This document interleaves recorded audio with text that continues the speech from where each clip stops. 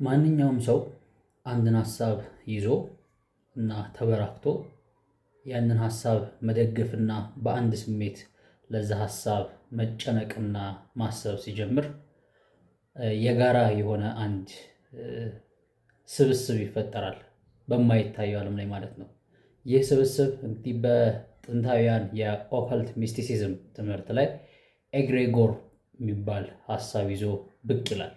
ኤግሬጎር ማለት አንድና ከዛ በላይ የሆኑ ሰዎች ለአንድ ሀሳብና ዓላማ ሀሳባቸውንና ስሜታቸውን ሲሰጡ ለዛ ነገር ሲገብሩ ኢግሬጎር የሚባል በማይታየው ዓለም የነሱ ስብስብ የሆነ አንድ የሀሳብ ኮሌክቲቭ ኮንሽስነስ ይፈጠራል ማለት ነው።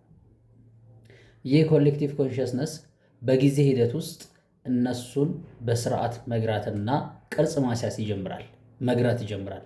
የዚህ ሰዓት ነው እንግዲህ ሀሳብ ቦታ ያዘ ወይም ደግሞ በምድር ላይ ግዘፍ ነስቶ ታየ የሚባለው ኢግሬጎር የሚባለው ሀሳብ ከጀርባ ከሰዎቹ ከያዙት ሀሳብ ጀርባ ሲኖር ነው። እንግዲህ አንድ ሀሳብ ከአንድ ግለሰብ ወጥቶ ወደ ብዙ በርካታ ሰዎች ተበራክቶ ተጽዕኖ ለመፍጠር ይህ ኢግሬጎር የሚባል የጋራ ስምምነት ወይም የጋራ ንቃተ ህሊና ስብስብ ያለበት ሀሳብ አለ ማለት ነው።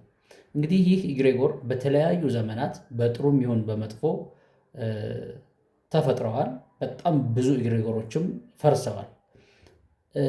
ይህ ኢግሬጎር የሚባለው ሀሳብ አንድ ሀሳብ በእውቀት እንዲያድግ፣ እንዲበለጽግ፣ ከሰው ሰው እንዲሰፋ፣ ከማህበረሰብ ማህበረሰብ እንዲያድግና ብዙ ነገሮችን እንዲቆጣጠር የሚያደርግ ከጀርባ ያለ የሀሳብ ወይም የኮንሽስነስ ስብስብ ነው። ይህ ስብስብ እንግዲህ በድሮ እንደ አንድ መንፈስ የሚታወቅ ነው እና ለዛ የስብስብ ወይም ኤግሬጎር ለሚባለው ሀሳብ ውክልና የሚሰጧቸው የተለያዩ አማልክቶች እንደነበሩ ይነገራል እና ሃይማኖት ሊሆን ይችላል፣ አንድ የሀሳብ ዘርፍ ሊሆን ይችላል፣ ወይም ደግሞ በተለያየ አምልኮ ውስጥ የሚፈጸሙ ሀሳቦች ሊሆኑ ይችላሉ።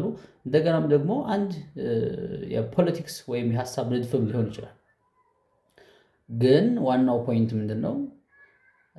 ብዙ ሰዎች ሰብሰብ ብለው ለአንድ ዓላማ ራሳቸውን ሲያተጉ ከጀርባ ያ የነሱ ኮንሽስነስ ስብስቡ አንድ ወጥ የሆነ ኤግሬጎር የሚባል ሀሳብ እንደሚፈጥርና የሀሳብ ደግሞ እነዛን ስብስቦች በተለያየ ሁኔታ እንደሚገራቸውና ቅርጽ እንደሚሰጣቸው እንግዲህ ማሳያ ነው ማለት ነው።